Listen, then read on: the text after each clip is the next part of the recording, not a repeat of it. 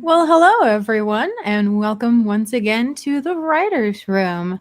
I am your host, Kat, the night editor, and with me this evening is. J.Ishiro, an author and alien in a human suit, and I've been doing a lot of probing of my feelings lately. I was about to say good night, everybody. And who are you, Big Blue Sir? I am John Stephen Walsh. Hello, Kat. Hello, Ish. Hey! So, how is everyone this evening? Well, I haven't had caffeine in a while, so you're gonna have to take this one, Ish. wait, you have not had caffeine in a while, so does this mean we're not going to be able to get you angry? Well, let's not be silly. Well, let's get some anger out. I mean, we have found that anger sells, so we need some rage and some serious rage bait. Oh, you fools! Well, won't that be interesting to see if you can find something to make me angry? Well, let's explain what we're discussing tonight. Well, tonight we are discussing what pieces of classic literature have influenced, inspired, or in some way affected your writing. And by classic, we're talking, part of the pretty much Western canon, although I do know that there's some Eastern books too, going all the way up to basically nothing newer than the 90s. And that's because we are also including horror and the sci-fi canon in there, which are a bit more recent, especially sci-fi. Mm-hmm. So, yeah, I mean, aside from Jules Verne's and H.G. Wells, usually everyone says, what sci-fi? Well, okay, most people really start at the 50s for that for some reason. Yeah. Anyway, so that's what we will be discussing, and Fiona will be 10 minutes late because apparently there's a zombie plague going on in Florida. Again? Jeez. And will we be graced with the presence of Lord Buddy? I can hope so. I can really hope so. I know Buddy's been very busy with a zombie plague of his own going on, so... All right, so before we go any further, I've got to do a huge thank you for everyone who made this possible. That's right, Tabula Rasa, my new short story. Actually, these numbers are outdated. Yesterday, it was number 2, and number 6 on the free-to-read literature, short stories, and genetic engineering sci-fi. Yay! Link is in the description. It will be free to read until Friday. So if you want to download a copy for yourself, it's free right now. You should do it. You should do it. I did it, and I'm glad I did. I just began it. I did the look on the first page just to see what it's like, and I ended up 5 pages into it. So, excellent. Yeah, so I recommend it already. And so you're about halfway through already. Well, yeah. The thing moves. It's very slippery. The opening is very slippery. You read one sentence and then you're like, all right. Then 2, all right, now 3, and then you're like, oh, for God's sakes, I have something to do. And 5 pages into this damn thing. Yeah, it's very interesting, and I'm not going to say any more than that, other than the main character is unwoke. Oh, he's woke, all right. Yes, but he's also unwoke in terms of the way he's being presented. I suggest, if you're listening to this show, run over there and get it. Thank you very much. Yeah, it's also very different from Scars, by the way, to those who read and enjoyed Scars, which should be all of you because it was very enjoyable. This is very different. Thank you. And link is in the description. And please, for the love of all things good and sacred, leave a review, even if it's just, wow, I didn't expect that. Ishi, lose my number. Exactly. So let's get started. Kat. So, well, let's start with the easiest question first. What is a piece of classic literature that has influenced or inspired your writing? Who wants to go first? You go first.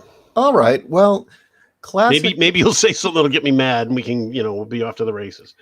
Stylistically, I realize it's a recent classic. Neuromancer by Gibson was a massive influence on how I write, narratively, the visuals.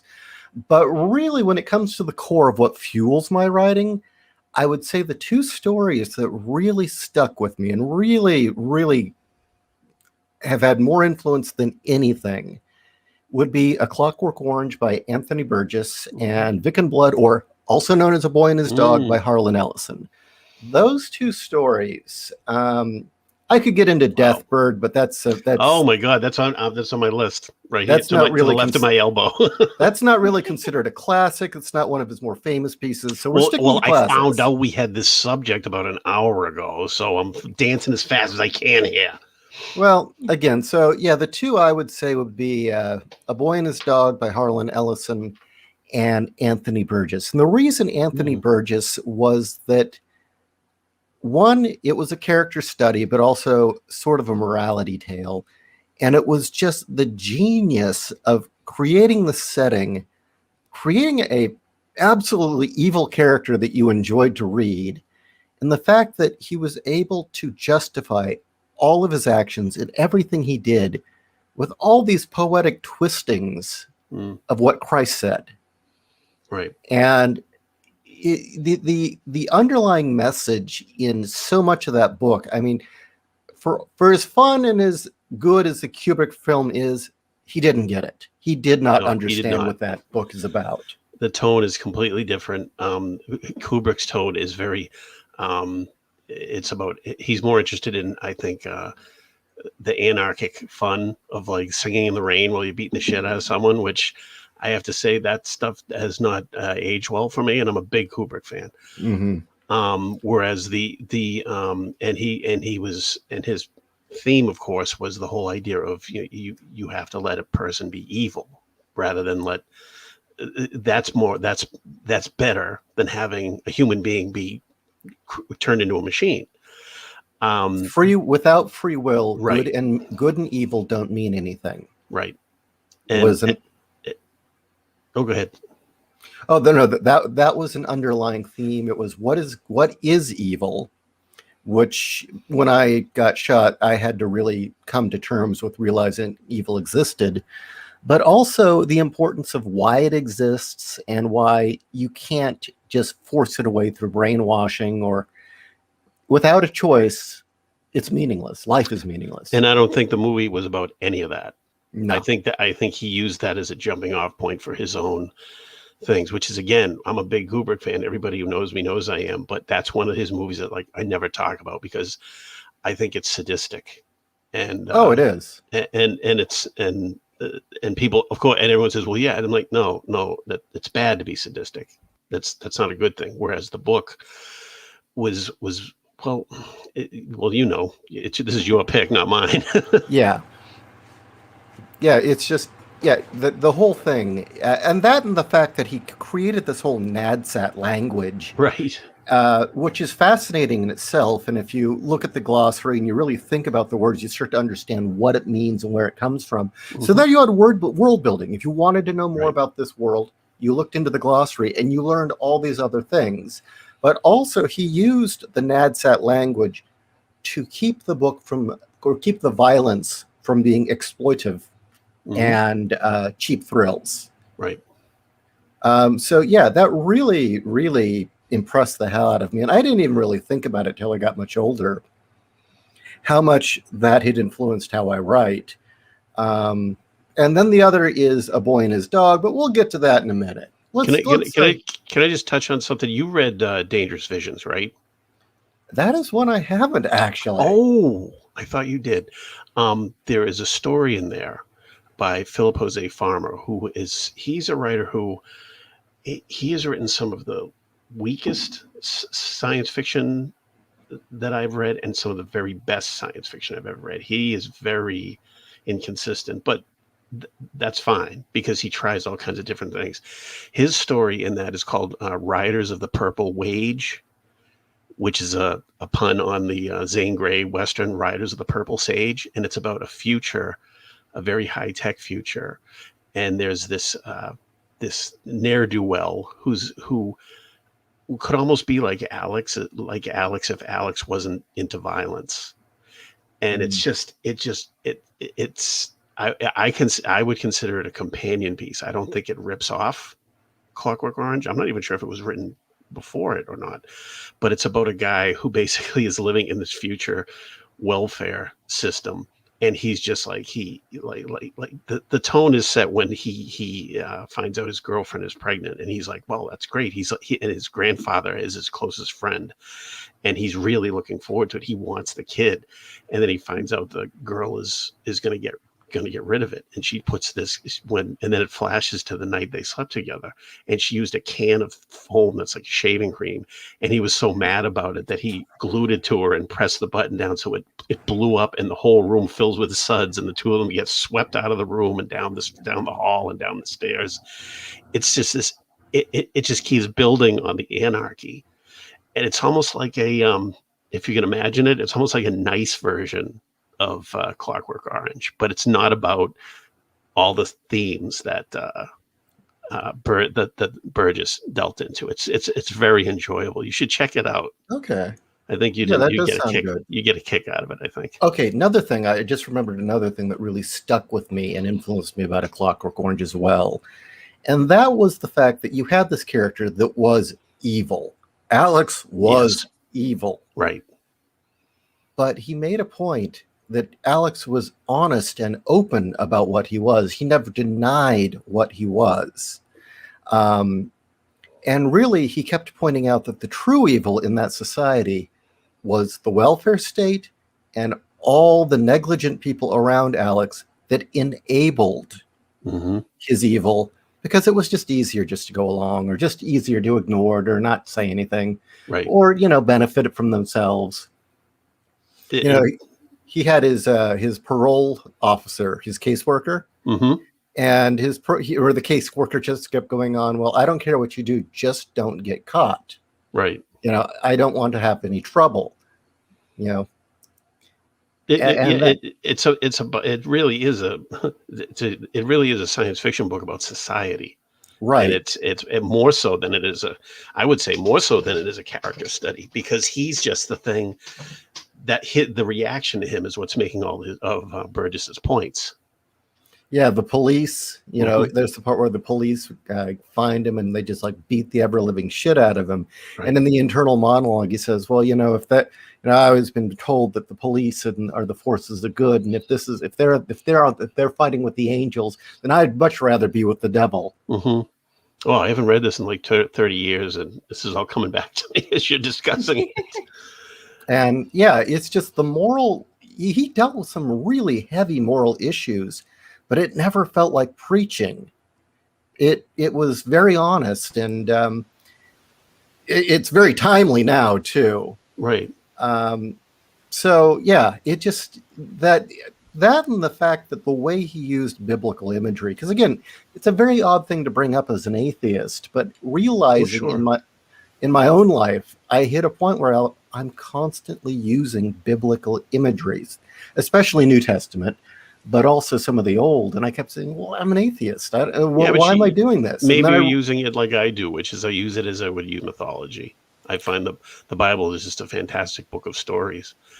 Well, I came to the realization, and I think later, the brilliant Jordan Peterson all gave us words to explain why we were using the Bible, even atheists, and why it was important to us, was realizing that these stories had given me a vocabulary to talk about all these higher ideas that are otherwise difficult to discuss or even think about. Right.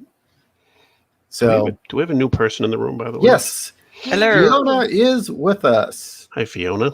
Hello. Yeah, but yeah, basically a lot of classics I grew up with did have a Judeo-Christian, POV to them. Well, it's kind of the backbone of Western literature. A lot of them did, yeah. So, like Narnia, for instance. I love that series, and I still do. Yeah, Narnia totally does.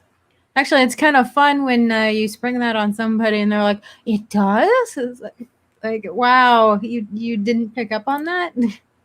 So I told everyone that you were going to be late because Florida was suffering another zombie apocalypse, Fiona. So I am glad that you survived, that you'd got the shotgun out, drove through the hordes, and got home to be on the show. Shotgun, nothing. She's got a chainsaw. Yeah, probably. See, I see her more as a flamethrower type. That's just me, though. That's, No, we have something even better. Gators. Oh my God. Exactly. You got them like strapped to your car so that like they flank you. Exactly. And if they spin, if you give them meat and they spin, they can power a whole electrical grid. I would not doubt that. I have seen them go into that death spin, so The green solution to zombies. Circle of freaking life. Exactly. So all right. So Ishi has shared one influence. Let's go to John and then Fiona. All right. One influence in one of its, which in its the last edition of it that I bought, actually has an introduction by the writer of Snow Crash, of Neuromancer, William Gibson, which is by one of Ishi's favorite writers, Samuel R. Delany. Oh God, Pedo Man. We have to remember that John is talking about the last book that he wrote before he abandoned science fiction and showed us all what he was really about. And that book is called Dahlgren, which was written by Samuel Delany. It took him, I think, 7 years to write. He had won several Hugos, several Nebula Awards for his science fiction, and he wanted to break out from what he was doing in that area. He'd kind of plowed those fields, so to speak, for as long as he felt he could. So he decided to write something that touched on his experience of basically living in poverty in New York City. He was from a middle-class background, but he had all kinds of mental health issues, and he kind of embraced living in the slums. And Dahlgren is this book which I have never recommended anyone else read because it sold over 1 million copies and got some of the most horrific reviews of any science fiction novel of the early 70s. And it also got some of the best mainstream reviews of any science fiction novel of the early 70s. It's an experimental novel. It's about 800 pages long in very small print. And it begins in Samuel Delany this was before he went off the edge, and we don't have to talk about any of that stuff because it grosses us all out. But he very much tried to bring artistic, modern writing to science fiction because he'd kind of been through all that. And he was also a huge influence on William Gibson, his writing style, and some of the material he wrote. For example, in Nova, he has the characters plug into their spaceship through sockets that are built into their heads. And Gibson has been all over. Gibson is a big fan of Nova. Anyway, what Dahlgren is about is it ends with a sentence fragment, and it begins with the end of that sentence fragment. So the whole book can be read as he's going through a cycle again. And this character named the Kid, who's escaped from an asylum, wanders into this part of the country where there has been some kind of a disturbance. It's never really defined what happened, but this city has been almost completely abandoned. It's a city that can hold millions, and there's basically a few thousand people living there. And it's very much of its time. They're basically living like hippies. People, they grab food where they can, they screw where they can, they sleep where they can, and they wander on and they form gangs. So this main character wanders into the town, and he gets a hold of a notebook that he starts writing in. And the notebook has already been written in. And he starts to wonder if he has already been in this city. And he's the one who wrote the first part of the notebook. And it's just his adventures with gangs and screwing and fighting and desperation and starvation and all the things that the 60s are really heavy into. And towards the end of the book literally starts to break down. It's written in multiple columns, and there are sections which the print you're supposed to is in the shape of like the letter C, and just imagine the letter C, and that's one narrative line, and then in the space left over on the page, another narrative line is going on. So the book almost literally itself starts to fragment as his brain starts to fragment, and then I probably haven't given you any idea what this book is about because it is so different, but I read it in high school. And it's one of those books that every teacher saw me reading it in the back of the classroom. And every one of my 7 teachers took it out of my hands and read the back and then flipped through it. And they invariably got to one of the sex scenes, which of course at that time they figure, oh, that's what this kid is reading it for. But I was reading it because I had never read anything like it. Cool. And we could have a whole hour about what happened to Samuel Delaney after that, but but it's not. It has some of that in it. It starts to touch on that stuff, and I was like, this is not my thing. But you're able to pass. It's limited to one scene basically. That if you want to, it's like it's there. If you don't want to see it, it's not there. But it's just, it really it shook up my head as to what a book could be, how it could be written. I don't think I've ever written anything like it. Maybe one book that I stopped at about page 1500 of the typescript, and I've never tried to publish it. But it's a good book to read, to shake you up, to think, okay, you can do anything. You can change characters. You can have this type of point of view. You can have that type of style. You can go here. You can have it set in the quote real world. And at the same time, the characters go outside and the sun is gigantic. The sun fills like half the sky. And there are buildings that are on fire and they never burn down. They just constantly are burning. And it's about what is, it's symbolic. What is this all about? And you spend the book just trying to figure it out. And every time I've read it, it seems like a different book. It gives you so many scenes and there's so many walk-on characters. I would recommend it if someone wants to see it purely as like research. I mean, I loved it, but it might not be everybody's cup of tea. They try to make me read that in college, and I'm like, nope. Cliff Notes, bye. Because I'm like, nope. No, I can see that, but it's to each his own, I guess. That's my only defense. I think it's the type of book I needed to read at that point in high school when I was first starting to write. When I think I needed to read something like that to say, like, hey, you can write this weird shit you want to, but also write about people too. Cool. Fiona. I would honestly say either Lord of the Rings, Narnia, or even Dune, probably. Today is Bilbo's birthday. I know this because every year on this day, my mom starts reading the entire series. So, wow. There you go. Honestly, I would say those 3 probably were the biggest influences, because I even started reading The Hobbit. I think I was in middle school when I read that, and I was in high school with Lord of the Rings. But as far as Narnia, that was middle school. And then Dune, I didn't really start reading until I hit, I would say, junior year, just because there was some stuff in there that I didn't really understand at the time, because I did try to read it when I was younger. I'm like, what is this? And what part of Dune made you jump on board though? Then if you just said you were thinking, what is this? What part of it made you go, okay, I'm into this now? Probably just how it opened. Like he was able to jump around to different characters, but you knew which character was thinking what. Right. So some people that are like, oh, this person jumps around too much, too many different perspectives. It's like, you can still write a lot of perspectives. It's just, you got to make it clear which one is currently taking charge of the paragraph, Mm-hmm.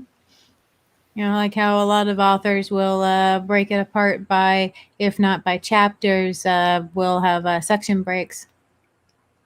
So how did it influence you? mostly because it was like a genre blender, kind of like the old pulps. You know, it wasn't firmly something that's like, oh, this is hard science fiction. It was kind of like space fantasy, but it had some sort of kind of like archaic feeling because of the feudal system. Very regal.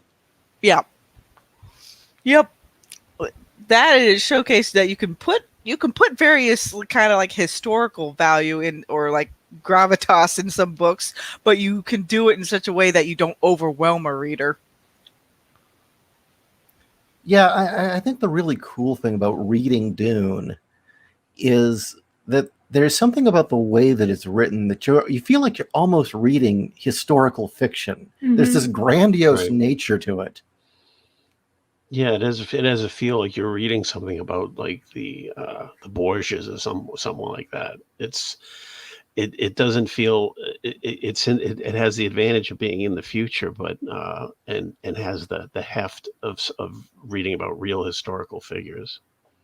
I'd say especially with Dune Messiah more than the first book. That one during the reign of Emperor Paul. That one really had that epic feel, but at the same time, it was science fiction. He wrote it when he was working on for the Forestry Service or the Interior Department, writing about dunes in I want to say it was Washington State. He was literally on top of a dune scribbling in his notebook, and he just had this thought about, what gives people the impulse to follow a messiah figure, because they always end up going to disaster. And the person he picked was John F. Kennedy. He said, yes, Mr. Charismatic John F. Kennedy, I'll follow you to Vietnam. What makes people do that? And then he literally looked down at the dune he was standing on and went, he said it all fell together in that instant. That and the way Messiah opened was kind of like a historical index of the interviewer and the poor man that was stuck in a horrible situation. Mm-hmm. So it's kind of like what you would think of like an old time news correspondent back when the news actually did news. Right. Well, it's also, for me, Dune Messiah offered something new that I had never seen before. I mean, usually, your leader becomes emperor and it's happily ever after, or he continues to reign, and even though there's adversity, for the most part, his reign is all is greatness and good. Maybe you get a Caesar moment where he gets assassinated, but for the most part, it's like a golden time. And it really impressed me that you realize, no, this is a man who knows he's doomed, who knows that he is going to come to an end, and it's not going to be a pretty one, and he's just trying the best he can to mitigate the damage, and just knowing his own fate. That was what made Dune Messiah interesting. You know that Dune absolutely bombed when it first came out. I did know Everyone hated it, and it could not get a good review. Mm-hmm. Oh man, and like the first editions of that book, a really small imprint had initially printed the hardcovers. It was a nonfiction. It was a nonfiction company. Yeah, and they normally did like what was it, like tractors, like mechanical manuals. Right. I'm like, oh my god. And yet it did very well as in the magazine serialization. John W. Campbell, that was, I think, his last big discovery, actually. And I think both of the first two books were done in 3 parts, I think. And they did very well. And I think like the first run of the book was like 5,000 copies, and it was like, okay, these aren't moving. And then when it caught on with the kind of Whole Earth catalog crowd. Yeah, Whole Earth catalog reviewed it, and they went nuts. Yeah. I also know my parents at the time were part of this book club And it was kind of a club for getting rid of books that weren't selling normally, and they got all the Dune series through that. Oh, wow. Interesting. I bet that edition's worth something nowadays. Yeah, I didn't grab it. You didn't? Not my dad's copy, no. Oh, fuck. Yeah, but I got his Splinter in the Mind's Eye edition. So I bought that when it was brand new with its Ralph McQuarrie cover. Mm-hmm. Oh yeah, I've got that cover. So I'm going to bring up my next big influence. Actually, I'm not going to go with The Boy and His Dog. I would say the other one that had a massive influence is A Scanner Darkly by Philip K. Dick. Mm-hmm. Yeah. Massive influence on stuff that I've written. I can see that. One, the language, but also because he had this brilliant way of talking about autobiographical things and reality and things that were really happening through this sci-fi lens. And it's kind of interesting that everyone dubs Blade or Do Androids Dream of Electric Sheep as being the big cyberpunk novel of his, of Proto. It isn't. It really, really isn't. You're right. It only has that reputation because of the film Blade Runner. You read Do Android. Look at the setting. Just look at the setting in the book. It's nothing like Blade Runner. It's this dry, empty Los Angeles. Right. And it's an abandoned city. Right. And it reads nothing like that. Scanner Darkly does read like proto-cyberpunk in every way. And you can tell which scenes actually happened. that was what really got me, is that he was able to take so many things that had really happened and weave it into this sci-fi story. And it wasn't about, some universe-changing war or anything like that. It was about 5 druggies and an undercover cop. Mm-hmm. And just 2 actually, yeah. And then the technological elements, his ability to communicate really complex, I guess, psychological ideas and psychology concept into his work very understandably. Yeah. And then also the fact that book could be interesting and tragic and fascinating and hilarious. I mean, the whole beginning, starting talking about the guy who tries to work on his car while on a hill, and it starts to roll downhill, and he gets in front and tries to stop it because he's too. Or then the guy, Barris making the silencer. Right, Barris making the silencer, or the story about the guy who was convinced that glowing bugs had invaded his apartment, and he gathered them all up and put them in a jar to prove to everyone that glowing bugs had. And it turns out he was completely high. Yeah. And he, it's funny that you might not want to hear this, but it's almost like he was kind of the West Coast. He was kind of a West Coast reflection off of some of the things Delaney was talking about. But no, I'm not talking about thematically. But Delaney actually had to deal with mental health issues himself. He was put away for a while. Mm-hmm. So you look at them, and it's interesting to see these certain issues they're both grappling with. And Delaney was a gay man who married a lesbian, and they set up housekeeping, and he was very proud of the fact that he could, swing both ways with her, and they ended up having a kid eventually. Whereas Philip K. and he came from a very middle class background. Delaney's father owned a funeral home that did very well. Whereas Philip K. Dick, he was struggling to have the normal middle class existence. He kept getting married, and he kept getting latched onto these women's children and such, as a father, not like a weird way. And the two of them were dealing with some of the same crazy shit in their head, and the results on paper are just so completely different. But at least unlike Delaney, no kitty diddling. He loved big tits, and he hated communists. Go, Philip K. Dick. Which is why, I so enjoyed that later in life I found out the part about communists, because I didn't really get it at the time. But I do remember vividly reading his introduction to I can't remember the title of the story. Oh, The Pre-Persons. It was one of the most startling, completely non-religious attacks on abortion. and he did this in an introduction to a mainstream paperback. He flat out wrote it that he called the story is The Pre-Persons, and if you're interested in that, but it's Philip K. Dick really wanted to have a normal life. He really wanted to have the wife and kids and all that. I'll never look at Mists of Avalon the same way again. No, you will not. But see, none of us have to talk about that. No. Ishi, have you read a lot of? And I apologize if I said this before. Have you read many of Philip K. Dick's short stories? Yes, I have. Actually, I have read a ridiculous amount of Philip K. Dick.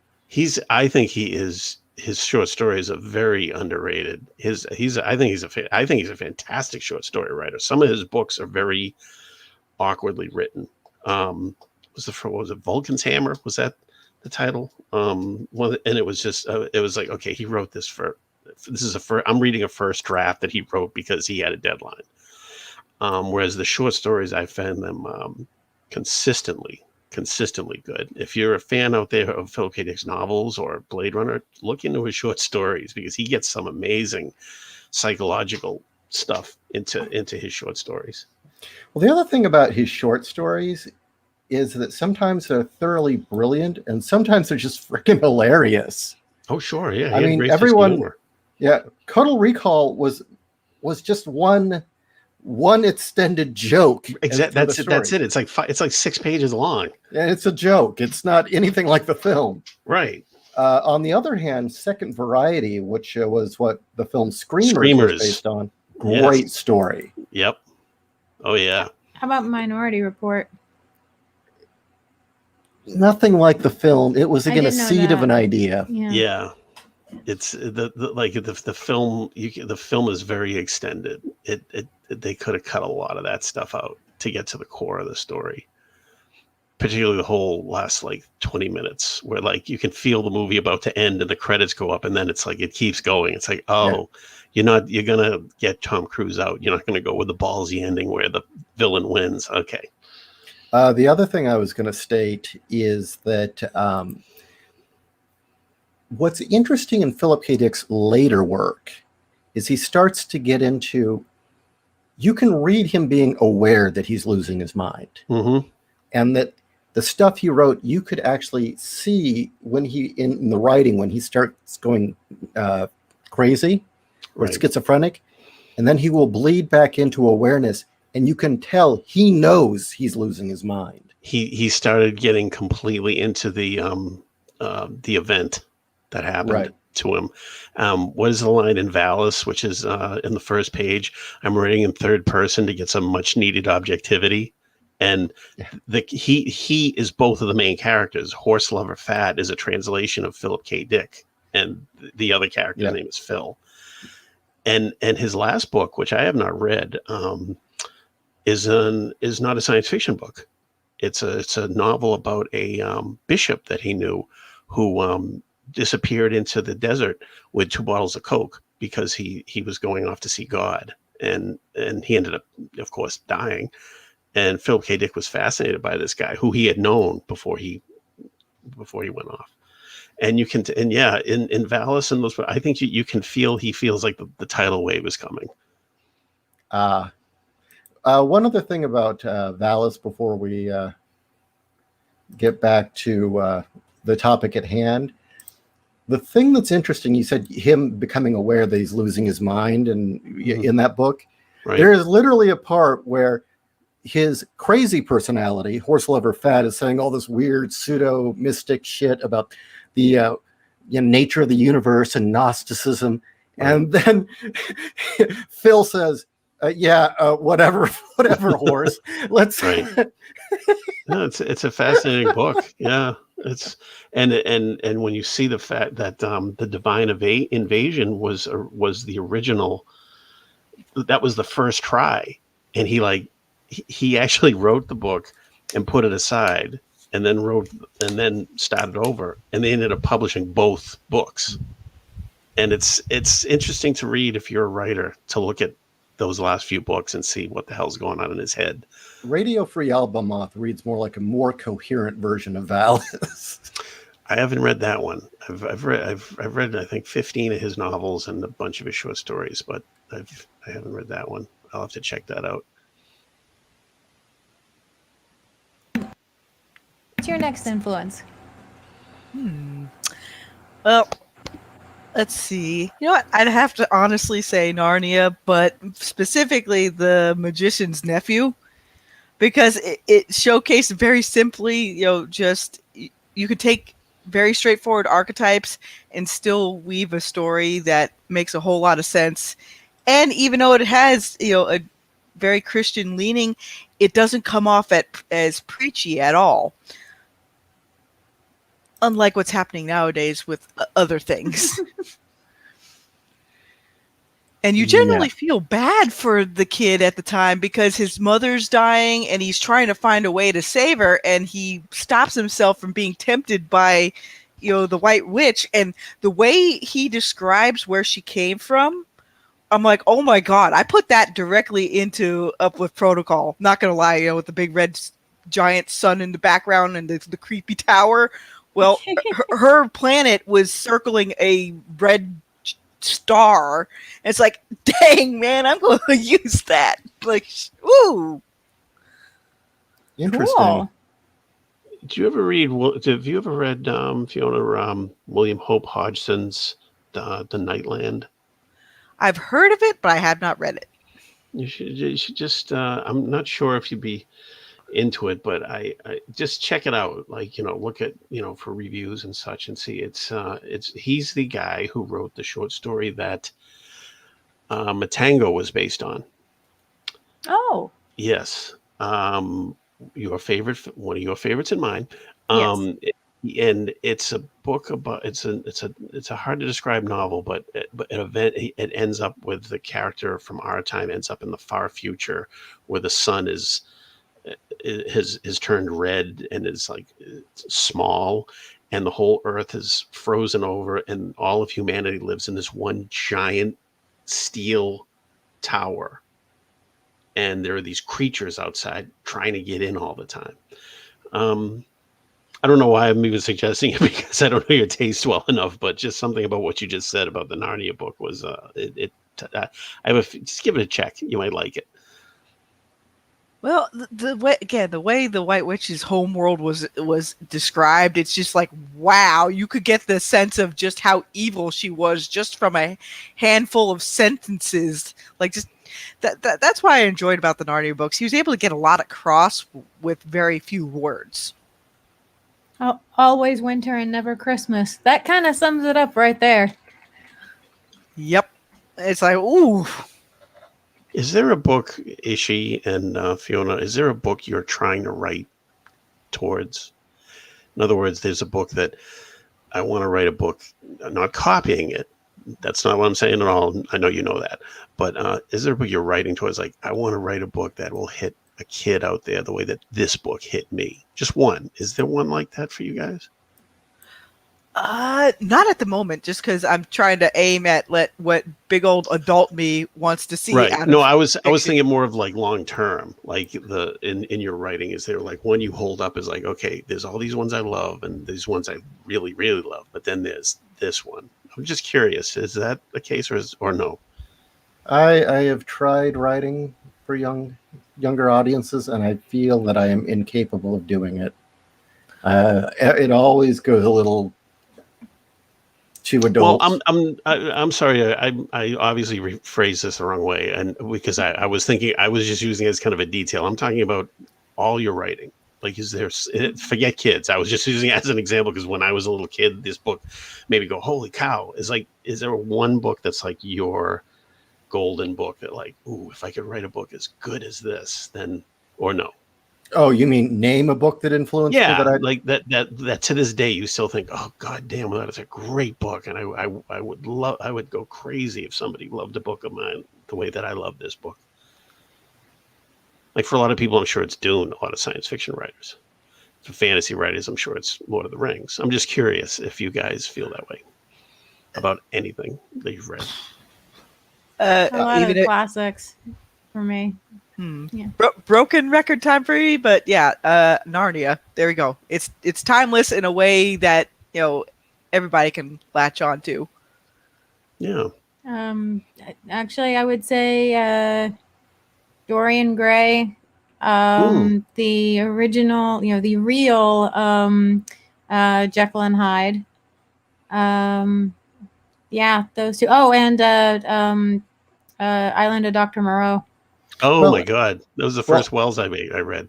As an editor, a good content editor also needs to be well read and influenced how they approach looking at someone else's fiction. So yeah, we haven't asked you. Well, you guys were talking about you. No, I have made it a point to read as many classic pieces of literature as possible, especially all the pieces that everybody says they know what the story is, because 9 times out of 10, the original story is not what people think it is.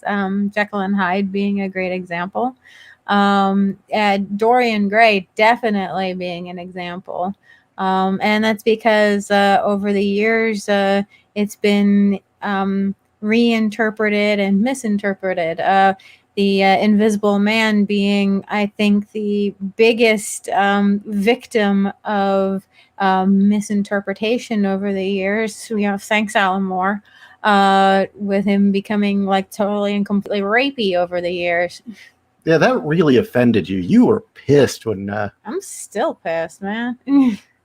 He's the antithesis. He's anti-sexual in the original story, but they've turned him into this total like pervert rapist. It's like, fuck that. So anyway, if you as a fan of, as someone who obviously loves Jekyll and Hyde, did you read Mary Riley?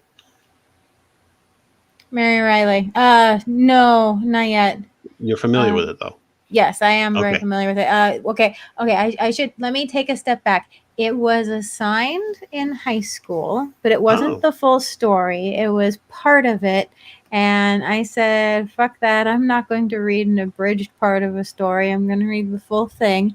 And I just haven't gotten around to it. So, kind of like me and never revisiting Tale of Two Cities after the Cliff Notes. Oh dear fucking no! You got the Cliff Notes. I had to read the full goddamn thing. Oh my god. I wish I had the Cliff Notes, but the teachers told us that we'd get an automatic F if she caught us reading the Cliff Notes. So I had to make that slog. Ugh. I pretended to read it, and I read enough Cliff Notes online because it was at the time where the internet was really starting to boom a little bit, and I kept looking at other people's reviews, and it's like, and other people's analysis, so I could bullshit my way through Tale of Two Cities.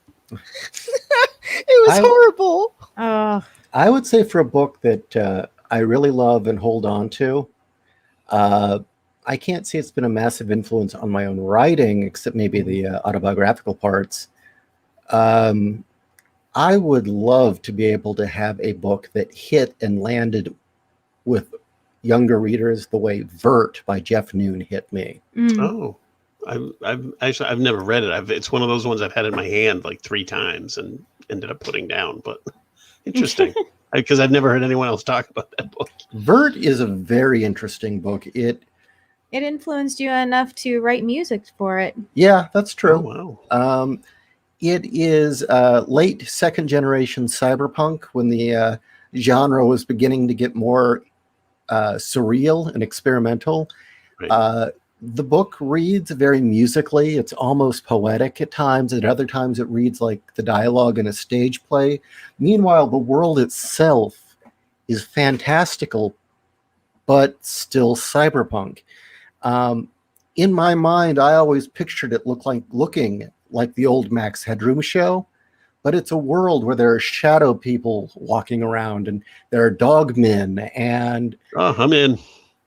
Let's see, there's shadow people, dogmen, robos, and yeah, there's this very Max Headroom slash the Warriors maybe vibe to it. Ooh. And it's about a handful of it's a gang of young people in their early 20s, late teens, in Manchester, and they're addicts to dreams. Now, the main entertainment in this world are recorded dreams that have been edited and made available to the public, which you experience by shoving a feather in your mouth and tickling the back of your throat, which somehow triggers the dream, which is a dream everyone shares if they do it together. But there are illegal dreams that go further, that aren't edited for safety, that don't remove all the ugly parts of dreams in life. And that's what they're after, is the experience that goes beyond just the pretty parts of life, and it's illegal. And then, I mean, out of the dream world, because it turns out they've kind of made this, like, in William Gibson, they had cyberspace, the consensual hallucination that everyone plugged into. Mm-hmm. In this one, to make the dream world work, you have to have one person forever dreaming. And that is essentially the computer mainframe where it all takes place, in one person's mind who is forever dreaming. And from out of the dream realm, things start crossing over into our world, including ancient Hindu gods. And I guess the other one is, I'm sure this must have influenced me, because one of the deadliest things in that world were the dream snakes. And dream snakes were when somebody, left something behind that they shouldn't in the dream world. And out the other side would come a snake. And they were very, very poisonous. If you got bitten, you were forever dreaming. And the weird thing is it obviously influenced me enough that I actually had a couple night terrors where instead of a shadow man, it was a shadow snake that crawled into bed and bit me on my scar where the bullet entered. But it is a fascinating read. And the follow-up to it, called Nymphomation, no, it's not porn, is actually even better. I'll definitely check that out. And you don't have to read the two books No. together. They actually, in my opinion, they work better separate, but also read together because they influence each other. Well, this like you're reading it, and it's not Vert. Yeah. Vert is a very surreal setting.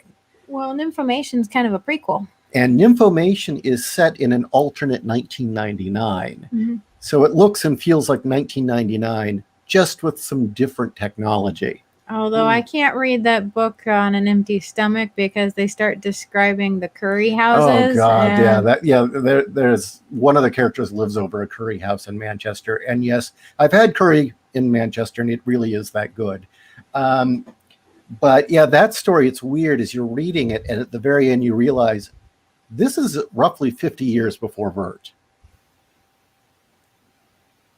Before the world went weird. So anyway. Sounds good. Anybody? Or should we try and answer questions? I'm just going to throw one thing out quick, all right? Which is... And then I will too. The short story that... so we're talking about novels, but I have to throw this out there because it's probably the most influential short story on my stuff, is I Have No Mouth and I Must Scream, which I read when I was way too young to read it, and it felt like the inside of my head has been burned out with Drano or something. It was just because it was fantastic future, the dark science fiction, and there was all this horrific stuff coming. And of course, when you're trained by reading comic books like I was, I expected this big blowout ending, and well, it does have a big blowout ending, but it's not the one you expect. And then, of course, there's the payoff where Harlan Ellison shows just how a moral writer he was, which is he doesn't let you off free. He says, look, these are the rules. This is the rules of this world. So if this ending happens, then this is going to have to happen. And that just completely fried me. And not long after that, I read The Boy and His Dog and The Deathbird. And reading the three of those together was mind-blowing. And I'll just throw in these last two, because I made a list of about 20, but I'm just going to throw in two more very quickly. One is V by Thomas Pynchon, which was the book that I always put together with Dahlgren as the one that, like, these big epic tomes that blew my mind. It's much more we'll put it this way, it's much more pleasant than Dahlgren. And what V is actually about is a man, and it flips back and forth between a man and his son and different times, and the son is alive as an adult and his father is gone, and the whole thrust of the story is the crazy characters that he comes into contact with as he's trying to find out about this woman named V. That's all they know about her name is the letter V and a period, because his father wrote in his journal before he disappeared that all of this is connected to V somehow, and I have to find it out. And what this quote is a theory of the world is being controlled by a cabal, a person, a force. He doesn't know. And the gist of the story is you're never going to find that out. But that's what your motive is to try to find it out. And it jumps back and forth between the father and the son over time. And then it heads to an ending, which is just a perfect final paragraph. And it's one of those books that has been referred to as an encyclopedic book. It has so many things going on in it, so many people, and you just dump it. Like there's a whole sequence where with the character who keeps jumping from job to job, he gets a job going into the sewers of New York hunting alligators who've been flushed down the toilet by parents, because it was a fad in the 50s where parents would buy it's things like that. And there's a dentist named Dr. Hilarious, and it's just these bizarre characters that just keep coming up. And it's one of those books that I got to the end of it and I was like, I absolutely hated this. I have no idea what this book was about. And 8 hours later, I picked it up and started over again at page 1. And the other one I wanted to mention was The Stand by Stephen King, which was a big, I read that in 2 days. I just read through all my classes in school, and I was like, don't even bother me. I don't care. Fail me. I don't care. I'm reading this.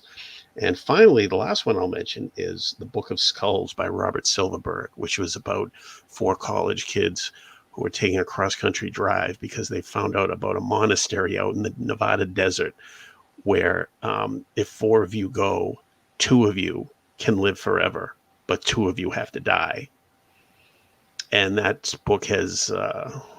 that's the book that I personally aim. Like, it's very compact, it's very driven, and it's a great. It's one of those movies that they've been trying to make into one of those books they've been trying to make into a movie for years, and they keep failing. At one point, William Friedkin almost did it after The Exorcist, and it just didn't come together.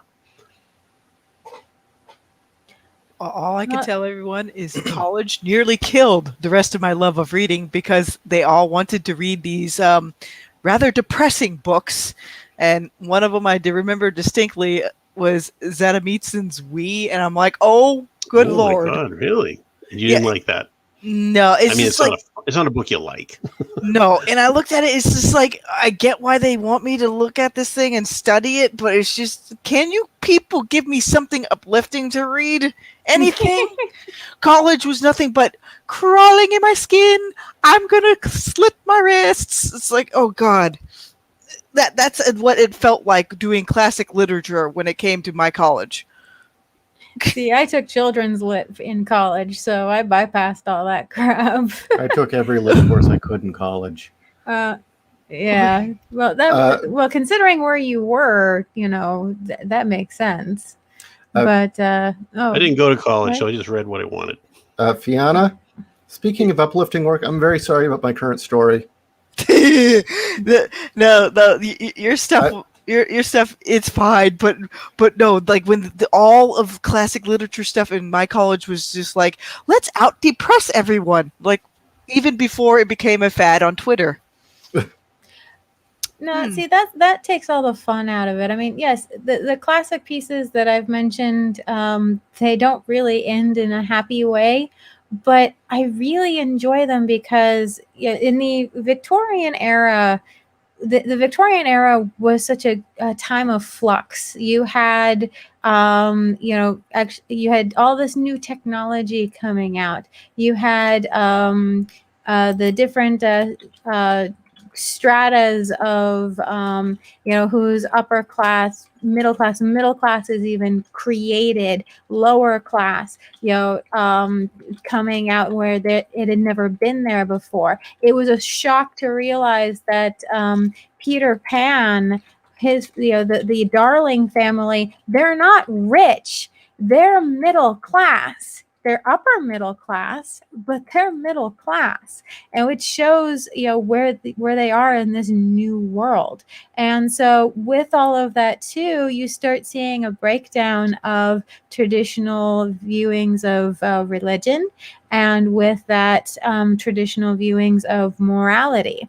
And so a lot of these classic pieces of literature are I don't want to say deconstructing, because they're not deconstructing. They are questioning morality and what it means to be a good person in this new society.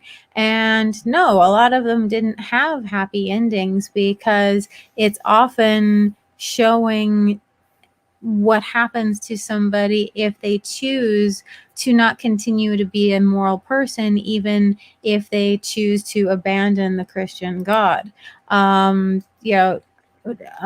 Jekyll and Hyde is a brilliant example. He wrote it in 4 days on a drug bender. I think he was on heroin, but it could have been cocaine. I don't remember off the top of my head. But yeah, he wrote it in 4 days on a drug bender, and it was just him talking out about what a monster he had become while he got on this drug. And in all of the stories, yes, you have from classic movies, the monster is killed and he turns back into kindly Dr. Jekyll, and so in a way goodness does prevail even though a good man has been lost, or other things like that. But in the original story, the monster wins. And he realizes that, and he realizes it's his own damn fault that that's what's happened. And then the absolute epitome of this time period and this questioning of morality is Dr. Moreau. Yes, I am spoiling things. Deal with it. Our main character gets back from the island where everything's gone to shit. Moreau is dead. The two humans that served Moreau are dead. All of the animals have reverted back from being humanesque to being animals, because you can't take them away from their nature. Their nature is going to win out. It doesn't matter how much you literally torture them or literally alter them physically, they're going to revert. But when he comes back to civilization, he's looking around and he's seeing all of these people in their finery, all of these people in the grand cities during the Victorian era that have been built up in this golden age. And he's realizing how many people out there are not fine, sophisticated people, that just like the animals, they've just been put in this semblance and they are going to snap at some point. And that was so poignant, especially for the time period. Well, it was kind of interesting. This is the expansion of the empire, right? This was in the time where Victoria was taking over. You did get the expansion into India specifically, and Victoria is named the Empress of India because she can't outdo one of her daughters, who was named an empress too in her own right. So you have this great expansion. You're getting into Africa. You're getting into all of these areas, and the English, of course, really truly did believe that they were civilizing the world, that they were bringing Christian morals and Christian values and all of the good things that they were enjoying in England to these far off places. And yes, places like India did take to it, but other places not so much. And no, I'm not going to excuse some of the not so nice things that the English did at the time, but they truly thought that they were doing the right thing. And what Wells was getting at, and this is kind of fascinating, I think if people knew this, woke people would be very uncomfortable with this book. The underlying theme is you cannot civilize the savages. No. Right. And then when he comes back to England and looks around, he realizes, oh shit, there are some savages here. Some of us are savages too. Yeah, there's a lot of them. And, they're walking around, they're wearing normal clothes, they're hailing taxis, they're doing commerce just like everybody else. But because of his experience, he got the hunter's instinct and he realized, no, this person's dangerous, this person's fine. And got that ending, that last couple of paragraphs in that book have stuck with me hard. So I've got a question. I don't know if this is more appropriate for another time, though. Mm-hmm. No, seriously. Oh, I'm asking the host. What's this? Which is the question? Okay. Okay, here. I'm gonna say let's save that for maybe the weekend cast. Okay. Yeah. Or we could talk about point of view next week. Okay, that works. And I could that would be my example of answering it, and I'm sure John, Fiona, and hopefully Buddy will be able to answer it as well. Totally. And William has said that his schedule is going to be freeing up, so hopefully he'll be joining us soon. Good. Well, I guess in a way I'd have something even more to add for that one, because I'm doing the point of view stuff rather interesting in my own setup. And I was even trying to find books that were doing something similar, but there's very few. Cool. Well, so they're like, woo. I'm going to write a story about cannibalism told from the point of view of a foot. From the foot? Yeah. So it's like Cannibal the musical, but just from the feet? I didn't see Cannibal the musical, but just more like day 19. Oh my God, they're on the left arm is gone. They're not obviously going to go for the torso next. They're going to figure, hey, if I have one foot, I can hop around. Is it going to be that bastard? Is that bastard going to pick me or the right foot? I'm making this all up as I'm speaking. I'd read this. In fact, I think this would be a good short. Oh yeah. I have a story. I have a story that I'm in the short story collection, Bloodstreams of mine, called Cannibal Games, and it's basic. Well, it's gross, but can I just jump on something real quick? Yes. That both of you actually, Kat and Fiona, both mentioned in terms of uplifted things. It's a lot of the stuff I write, as well as a lot of the stuff I read, are very dark, because that's where my energy comes from. And one of my favorite writers who just died a few months ago was Larry McMurtry, who is known to a lot of people. He wrote the screenplay for Brokeback Mountain, which is odd for him because he's never written anything involving gay anything before. He wrote Lonesome Dove, he wrote Westerns, he wrote The Last Picture Show, he wrote Terms of Endearment. He wrote a book called Texasville, and it was a sequel to The Last Picture Show. And the reason I'm even bringing this up now towards the end of the show here is because Larry McMurtry is one of those guys who I bought all of his books and kept them because his stuff was like, I wouldn't call it comfort reading, because that indicates kind of a shallowness.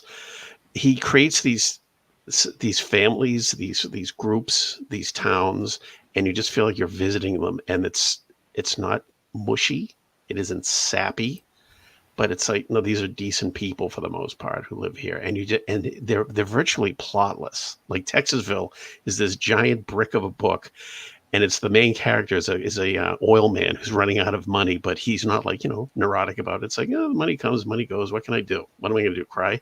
And he's been put in charge of the town bicentennial.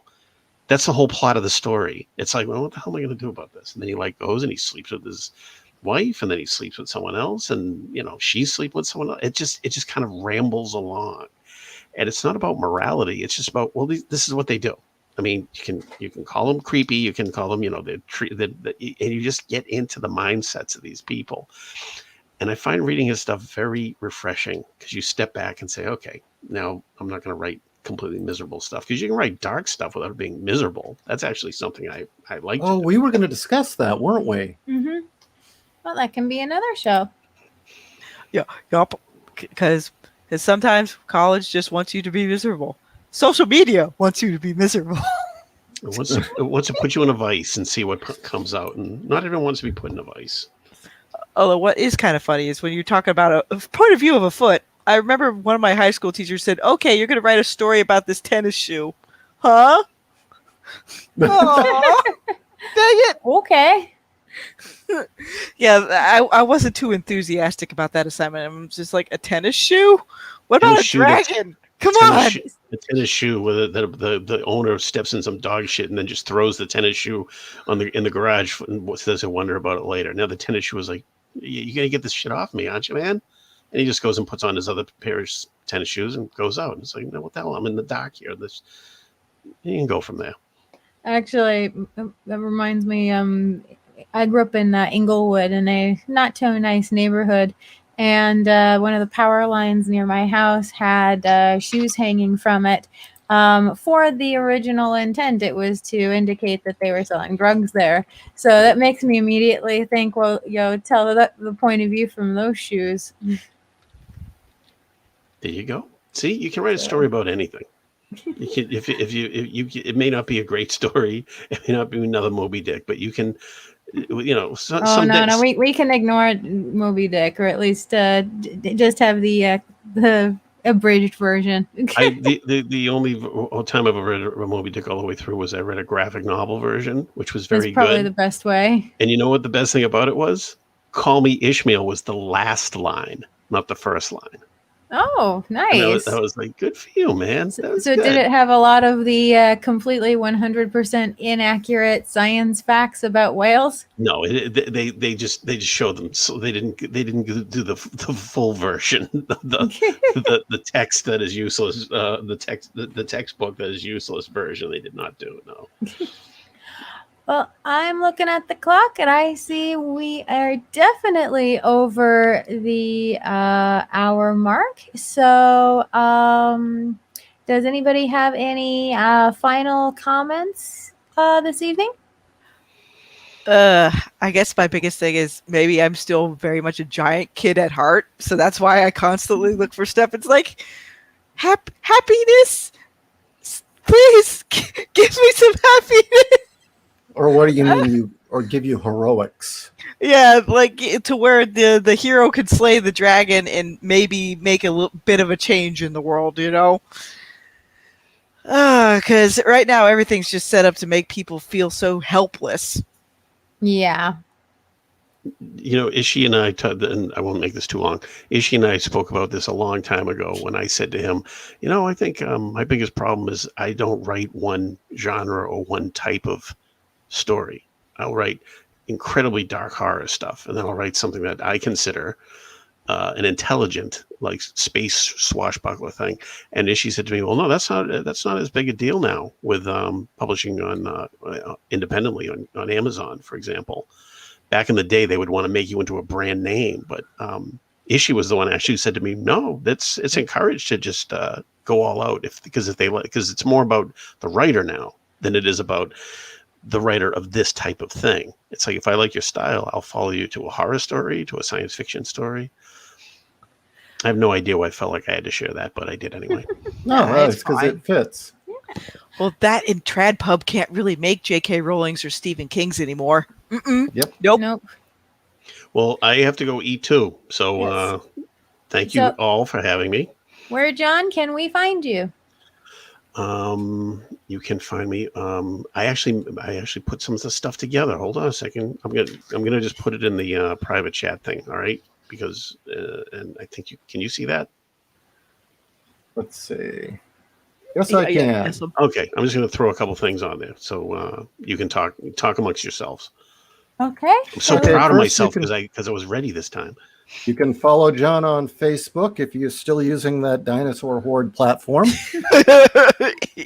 And Fiona? Here, I'll here. Let me go grab the link.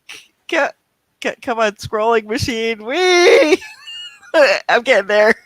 Oh my lord. You know what? Here, let me do this the simple way because it's usually at the very bottom of my blog, anyways. Because I made it a main featured post. Here we go. I'll link everybody to my answer to never having to read a book called Where the Red Fern Grows Ever Again because they killed the dog. They killed both the dogs. It's like, no, they killed the dog. Actually, the scene where they sew up the one's entrails, that stuck with me. I'm just like, oh my god, not the puppies. So that's why no Bardaxians were hurt in this production? Okay. It's because of the red fern? Yeah, because I'm like, oh my god, no, don't. Because it hurt just to watch the German Shepherd die in that Will Smith movie. I'm like, no, they killed the German Shepherd. That's not I Am Legend, is it? I think so. Yes. I think it was. Oh, God. Half of which I loved. I loved the first half of that book. I was shocked. Oh, God. The book. I couldn't read the book. I couldn't finish the book because, like, he spent so long alone and then he meets the dog and him trying to befriend it. Yep. And it just got me right in the fucking chest. And when I started crying reading the book because him trying to befriend the dog, it's like, I can't go any farther because I don't want to know what happens to the dog.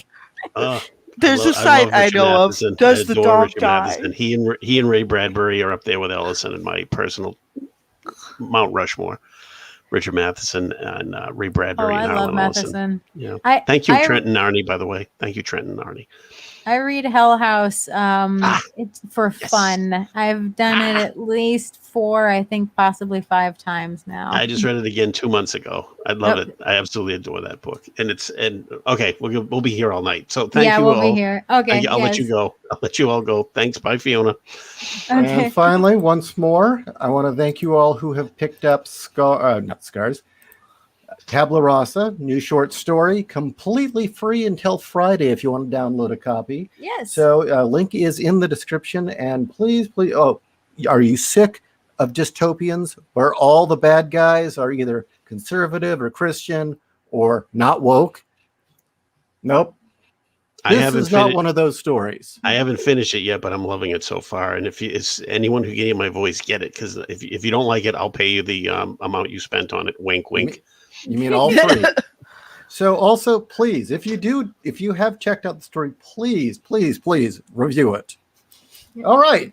Good night, everybody. Bye-bye, guys. Thank you. Bye.